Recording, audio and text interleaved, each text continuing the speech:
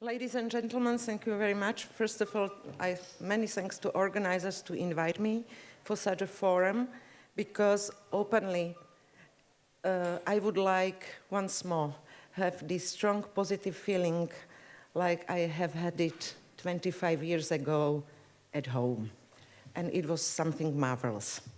So repetition, I fully agree with my friend, former Prime Minister of Denmark, of the positive experience.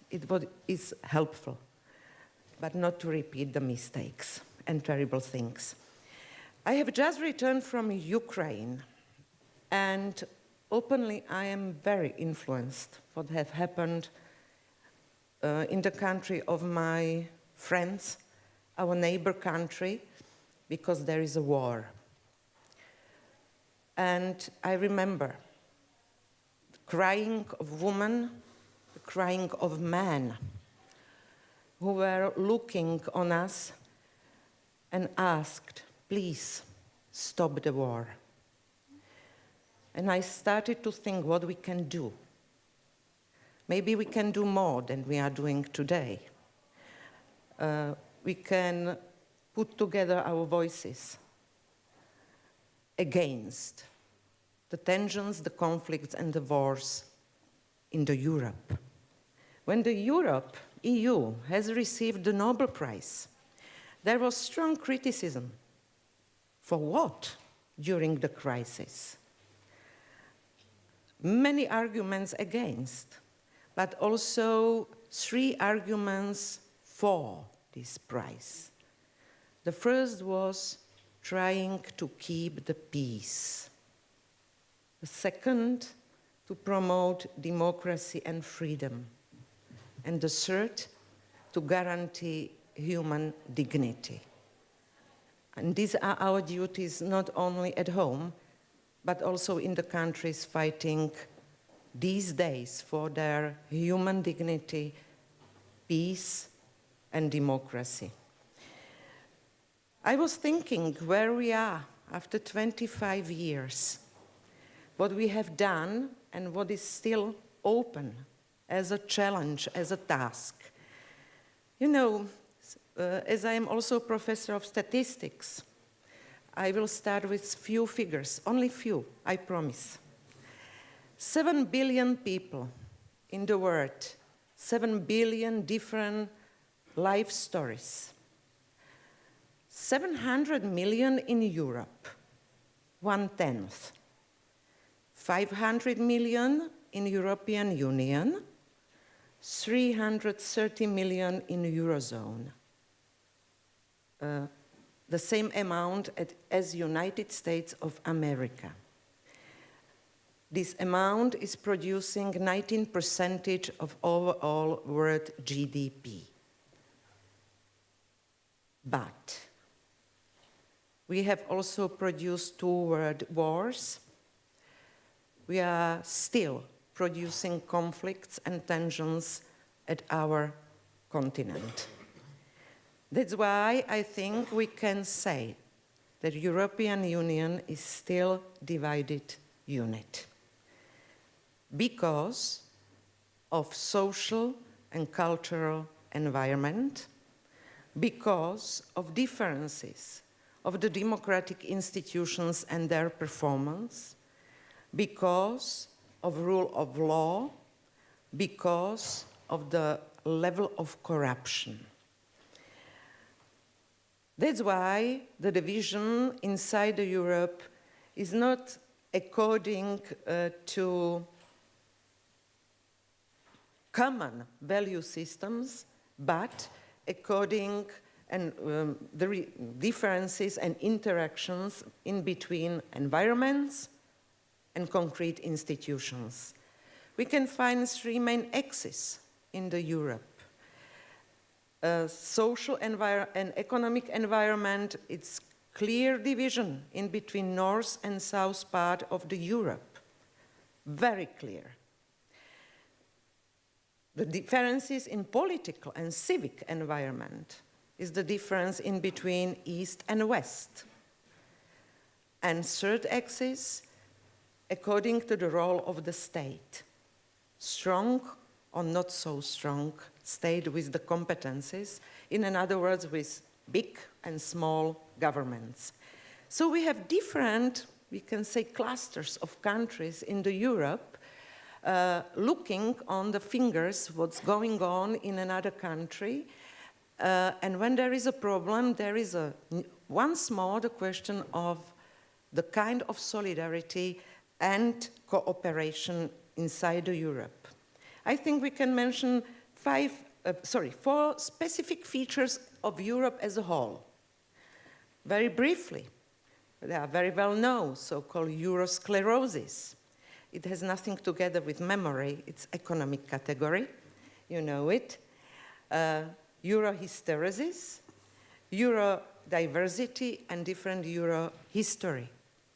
All these 5 features are the background for decision-making process on the EU level, as we have to find agreement based on these very specific features we have, and they are, I think, not changeable.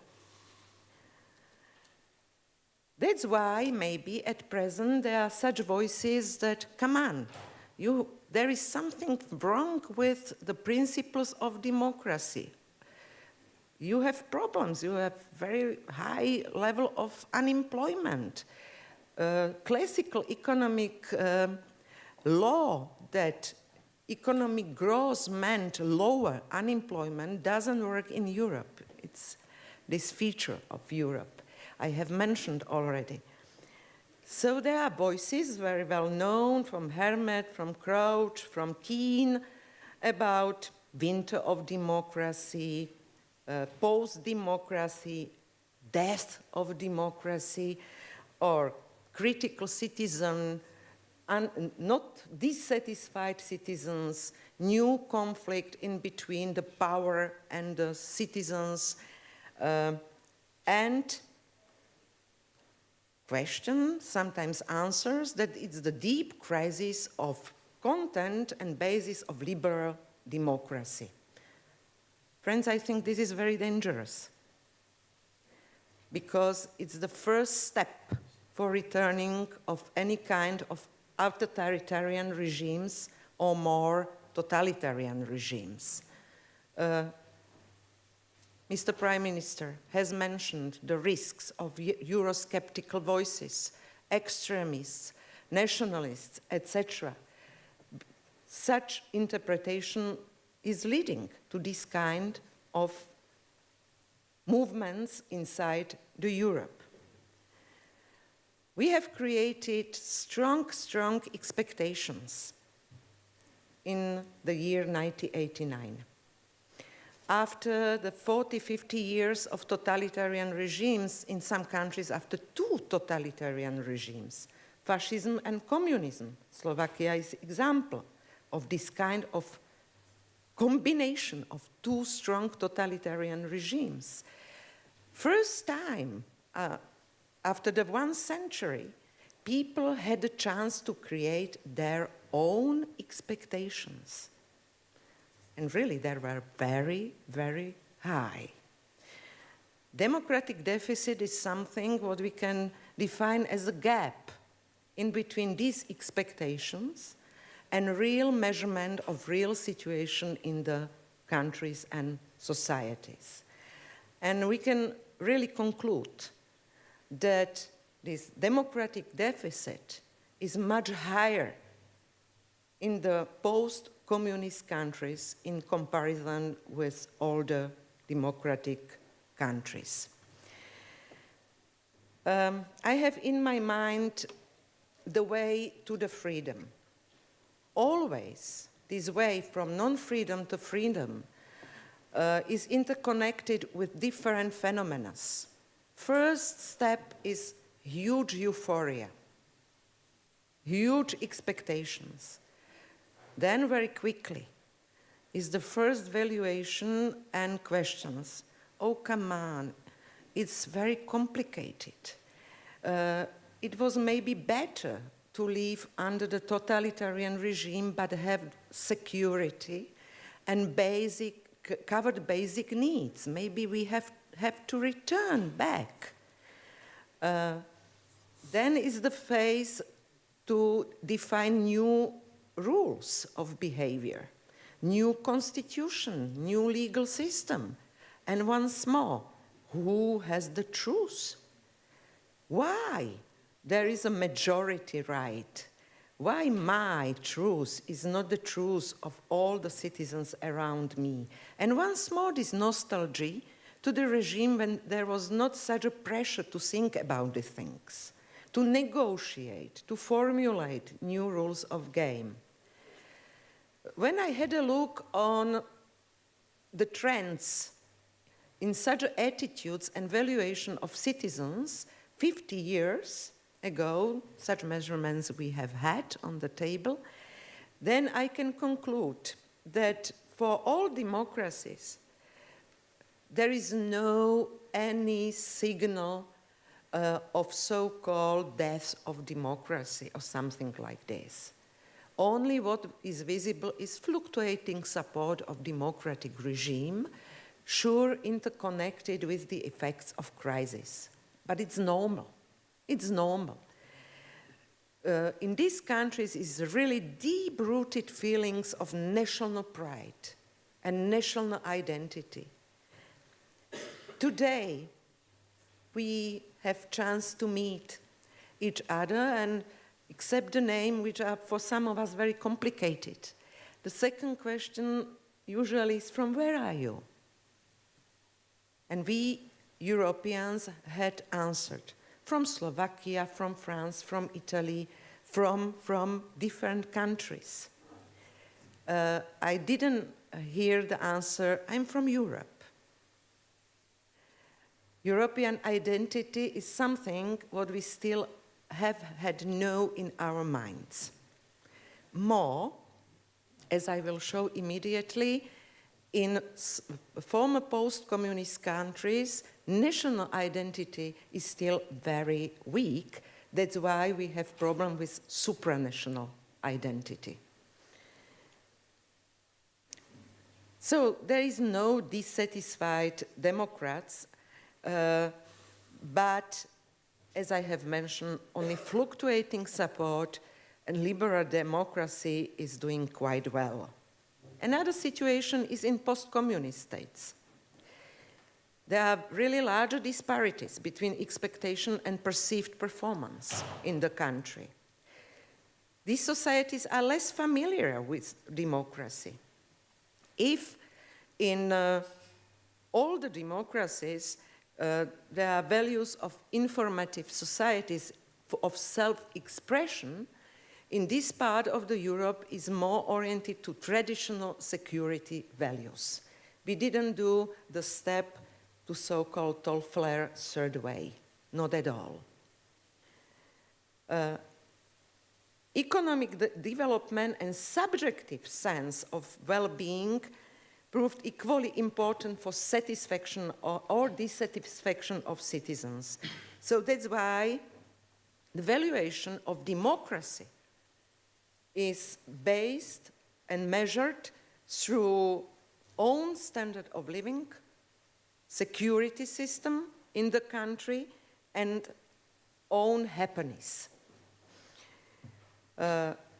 Knowledge about democracy is lower, much lower in these countries, and it's true that more you know, more you behave like a Democrat. And last but not least, the trust towards news, the role of media. There is law, sociological law.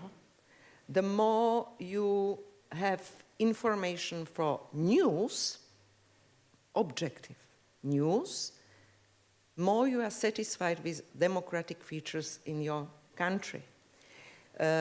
In our countries, the role is played by tabloids. News are somewhere in the corner, and if it's very for discussion, if the news are really the news and not more tabloids information than the news. Therefore, knowledge is strengthened or weakened at the micro level with greater or smaller education and access to the news media. That's truth. And we have heritage on our back, and very strong heritage. Briefly, victimization. Somebody is always guilty. If not Moscow, Big Brother, then Brussels. If not Jewish nation, then Roma. But always is somebody another guilty for the situation. Conspiracy theory, everywhere, to everything. Look what's in so-called news media in this part of Europe concerning 25th anniversary of revolution or change, as you wish. It was the play game of state secret police. It was the play of United States of America. A huge amount of conspiracy theories on the internet interpreted as facts. Xenophobia, very well known. Learned helplessness. Yes, or if you wish, in other words, state paternalism. We were educated in the society where the state was social father. It means pater. And this role is still in the mind and in the heads of citizens. Something have happened, state will help me. If not, state is responsible that I cannot fulfill my happiness and my expectations. We still have in our social structure 5 main groups. Former privileged supporters of regime. And what is maybe the bad news, that many of them are privileged also at present a new regime. This is understanding as total non-justice in our countries. There were science supporters, if you wish, pragmatic citizens who try to survive under the conditions of any kind of regimes. Doesn't matter, I will find my private sphere, my private life, and I will survive. No one totalitarian regime can be reproduced without support of citizens. It's impossible. Also, to be silent is support of reproduction of regime. Then the group which lived in so-called double morality. One morality for public sphere, official ideology, another morality at home, private morality. Therefore, such phenomena like corruption was normal. Okay, without networking and corruption, it was impossible to survive, so corruption was identified as a normal part of everyday life. To be a liar, because if I thought something totally different, but because of ideology, at the school and official institutions, I had no problem to repeat, or with problems, but I repeated it. Interpretations which were very far from reality, then it was normal to live in this relativism of moral values. Aggressive apathy. Angry people, totally dissatisfied, but only angry at private sphere. Never trying to express their position on public. And open critics, so-called dissidents, who really openly criticized the regime. In some countries, there were very strong, like Solidarność in Poland, or very strong movement in Czech Republic, but much weaker, for example, in Slovakia because of tacit agreement with the power.